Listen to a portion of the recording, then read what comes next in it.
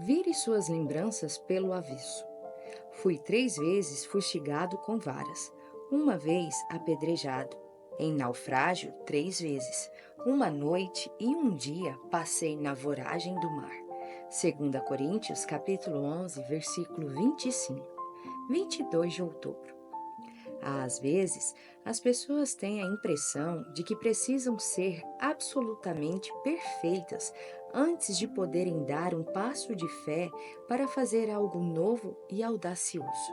Porém, raramente há um ambiente perfeito ou fácil em que um passo de fé precisa ser dado.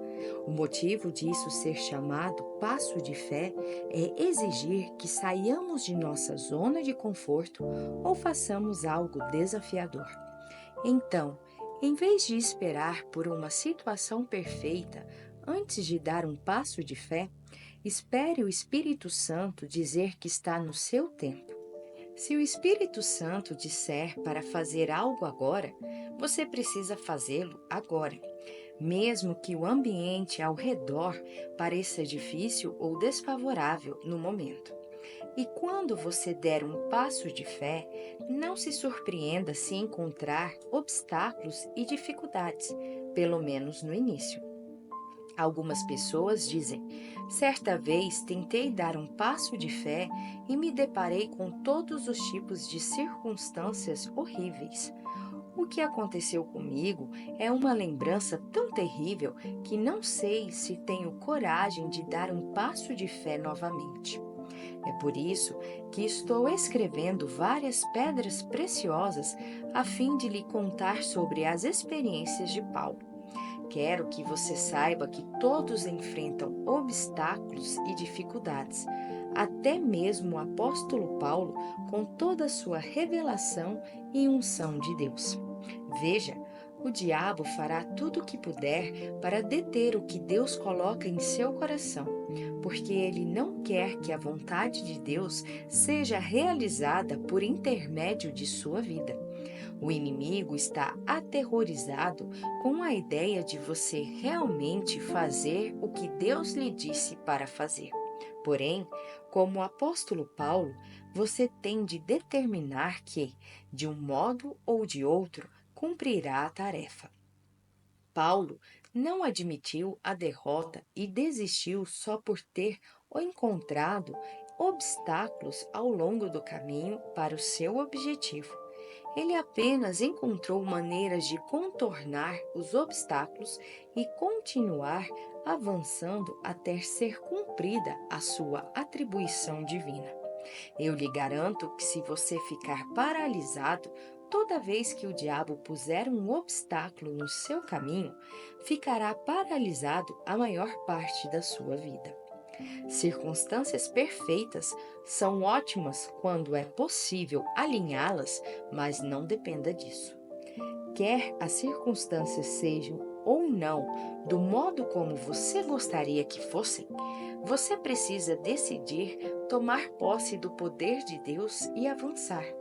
Deus lhe mostrará como contornar esse impasse para que você possa terminar o trabalho que ele lhe deu para fazer. Em naufrágio 3 vezes. Em 2 Coríntios capítulo 11, versículo 25, Paulo nos conta sobre um obstáculo que o diabo planejou para impedi-lo. Ele escreve: em naufrágio 3 vezes. Uma noite e um dia passei na voragem do mar. Esse versículo é um pouco misterioso. O livro de Atos registra um só naufrágio. Contudo, como já vimos nesta lista, inúmeros eventos importantes ocorreram durante o ministério de Paulo para Lucas incluir todos em seu relato escrito no livro de Atos. Viajar pelo mar era uma empreitada perigosa e arriscada. Os navios nem sempre eram confiáveis. Frequentemente, as rotas os levavam por águas repletas de rochas afiadas, recifes e destroços. Mesmo que a embarcação fosse conduzida por uma liderança forte e qualificada, as correntes eram tão fortes que até mesmo os melhores navios podiam ser levados diretamente para as rochas e outros obstáculos perigosos. Em Atos, capítulo 27, versículo 14 ao 44, lemos que Paulo estava viajando a bordo de um navio que colidiu com rochas e se partiu em pedaços em meio a uma grande tempestade. Naquele momento de crise, Paulo se tornou o homem de Deus a bordo do navio. Após falar a palavra de fé à tripulação e aos passageiros, logo estava no comando de toda a situação. Além desse naufrágio, Paulo testemunha ter naufragado também em duas outras ocasiões. Quais são as chances de uma pessoa estar a bordo de três diferentes navios que naufragaram? Isso seria o equivalente a uma pessoa sobreviver a três diferentes acidentes de avião. Penso que você consegue ver que os ataques contra a vida de Paulo foram simplesmente extraordinários em abrangência e natureza. Satanás tentou criar todos os tipos de impasses para detê-lo e o seu trabalho. Aqueles eventos foram definitivamente inconvenientes, porém incapazes de impedi-lo permanentemente de chegar ao seu destino. Uma noite e um dia passei na voragem do mar. A frase uma noite e um dia se refere a um período de 24 horas. A palavra voragem provém do grego batos, que se refere às profundezas do mar. Em função de Paulo mencionar esse evento imediatamente após suas lembranças dos naufrágios, podemos supor que essa noite e esse dia, nas profundezas, foram resultado de um dos outros naufrágios dos quais não temos conhecimento. É impossível comentar muito sobre isso, porque só sabemos o que Paulo diz nesse versículo. Onde e como quer que tenha ocorrido, foi um evento horrível na vida de Paulo. O tempo verbal grego mostra que a experiência ainda é recente e clara na mente de Paulo enquanto ele escreve sobre ela. A linguagem até sugere que aquela fora uma ocorrência recente. Paulo passou um período de 24 horas pisando nas águas das profundezas do mar.